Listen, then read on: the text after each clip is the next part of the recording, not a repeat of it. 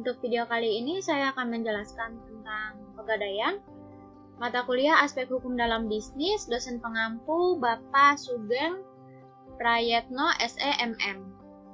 Saya sendiri Lady Lestari Anggreni dengan NIM 289215039, Prodi S1 Manajemen, kelas regular plus. Video ini dalam rangka menyelesaikan tugas ujian akhir semester saya di Universitas Pedesaan. Langsung saja masuk ke pembahasannya. Dalam kehidupan yang modern ini, uang dalam kegiatan sehari-hari selalu saja dibutuhkan untuk membeli atau membayar berbagai keperluan. Kemajuan teknologi yang begitu pesat berpengaruh terhadap pola kehidupan masyarakat yang semakin pragmatis. Selalu kebutuhannya ingin dipenuhi secara cepat dan instan. Masyarakat modern selalu dimanjakan oleh kemajuan teknologi tersebut dan juga menyediakan begitu banyak kebutuhan semakin meningkat kualitas. Tetapi jika dibutuhkan yang ingin dicapai atau dibeli tidak didukung oleh uang yang cukup dimilikinya, maka timbullah masalah. Solusi yang biasanya diambil mau tidak mau dengan mengurangi untuk membeli berbagai keperluan yang dianggap tidak penting, tetapi untuk keperluan yang penting terpaksa harus dipenuhi dengan berbagai cara, seperti meminjam dari berbagai sumber yang ada. Pegadaian sebagai satu-satu perusahaan BUMN di Indonesia yang menyelenggarakan bisnis gadai dan sarana pendanaan alternatif telah dikenal sejak lama dan banyak dikenal masyarakat Indonesia, terutama di kota kecil. Selama ini pegadaian selalu identik dengan kesusahan dan kesengsaraan. Orang yang datang biasanya berpenampilan lusuh dengan wajah tertekan. Pegadaian telah berubah dengan membangun citra baru, yaitu cukup membawa agunan seseorang, terbuka peluang untuk mendapatkan pinjaman sesuai dengan jumlah taksiran nilai taksiran barang tersebut. Agunan dapat berupa apa aja asalkan berupa barang bergerak dan bernilai ekonomis. Kemudahan yang diberikan itu meningkatkan para konsumen untuk mendapatkan pinjaman sehingga pegadaian tidak pernah sepi, lebih-lebih menjelang hari raya. Situasi yang demikian mengundang para pemilik modal swasta untuk mengikuti partisipasi di dalam usaha gadai, sehingga banyak bermunculan reklame-reklame yang menawarkan pinjaman uang dengan bunga rendah, proses cepat, cukup BPKB uang cair. Di sisi lain, pengembangan usaha gadai swasta di samping memberi manfaat bagi masyarakat juga akan berpengaruh terhadap persaingan usaha yang sehat dalam pasar pegadaian.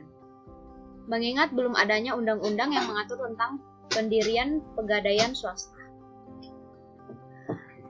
Kepala Pengawas Industri Keuangan Non-Bank OJK, Firdaus Jailani menuturkan salah satu cara menggerakkan ekonomi dengan memiliki banyak usaha gadai. Salah satu contohnya pegadaian.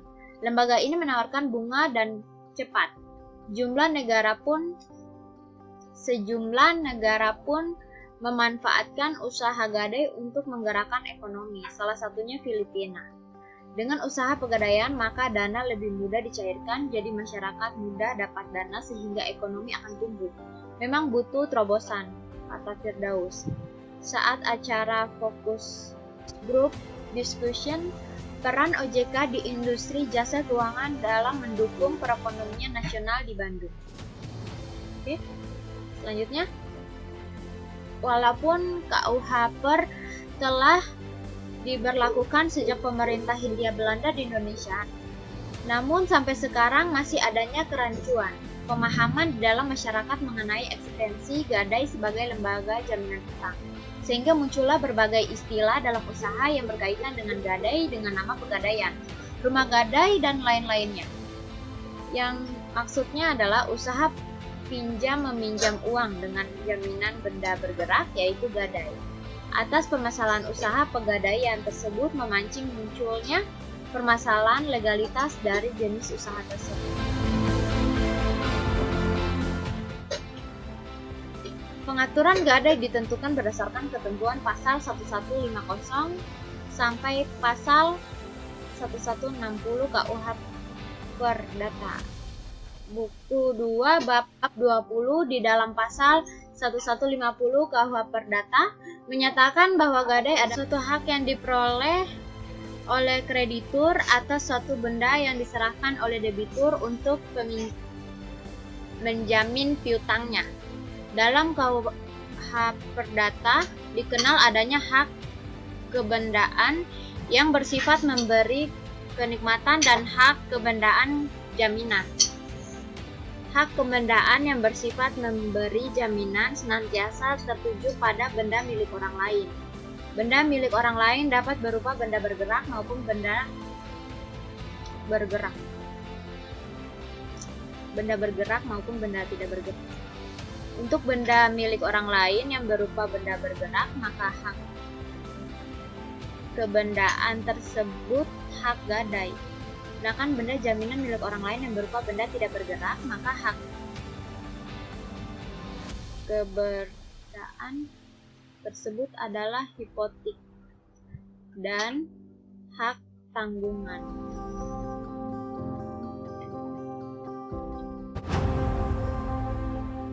Gadai merupakan jaminan dengan menguasai bendanya, sedangkan hipotek merupakan jaminan tanpa menguasai bendanya. Jaminan dengan menguasai bendanya bagi kreditur akan lebih aman karena mengingat pada benda bergerak mudah untuk dipindahkan, dalam arti dijual lelang jika debitur wan prestasi, walaupun mudah untuk berubah nilainya. Gadai merupakan jaminan dengan menguasai bendanya. Sudah dikenal sejak lama tapi tidak begitu banyak dipergunakan. Kadang-kadang hanya sebagai jaminan tambahan dari jaminan pokok yang lain. Hal demikian terjadi karena terbentur pada stelling pada gadai. Padahal si debitur masih membutuhkan benda jaminan tersebut, tetapi pada perkembangannya ini justru sebaliknya.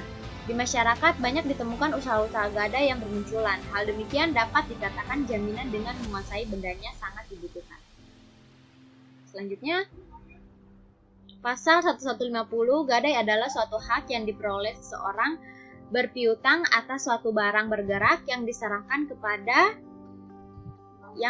kepadanya oleh seorang berpiutang atau oleh orang lain atas nama dan yang memberikan kekuasaan kepada pihak yang berpiutang untuk mengambil pelunasan dari barang-barang tersebut secara didahulukan daripada orang-orang berpiutang lainnya, dengan kekecualian biaya untuk melelang barang tersebut dan biaya yang telah dikeluarkan untuk menyelamatkan setelah barang itu digadaikan. Biaya mana yang harus didahulukan. Dari definisi tersebut dapat dikatakan bahwa gadai merupakan perjanjian real, yaitu perjanjian yang di samping kata sepakat diperlukan perbuatan suatu perbuatan nyata. Dalam hal ini menyerahkan kekuasaan atas barang gadai. Penyerahan itu dilakukan oleh debitur pemberi gadai dan ditunjukkan kepada kreditur penerima gadai. Namun demikian, sesuai dengan 1132 ayat 1 Kitab Undang-Undang Perdata, menyerahkan itu lebih ditunjukkan kepada pihak ketiga asalkan disetujui bersama antara debitur dan kreditur. Penguasaan gadai harus mutlak beralih dari pemberi gadai karena pasal 1152 ayat 2 Kitab Undang-Undang Hukum Perdata secara tegas melarang penguasaan barang gadai oleh debitur atau pemberi gadai. Jika hal ini dilanggar, gadai itu akan batal. Oke, cukup sekian penjelasan tentang pegadaian. Semoga bermanfaat dan terima kasih.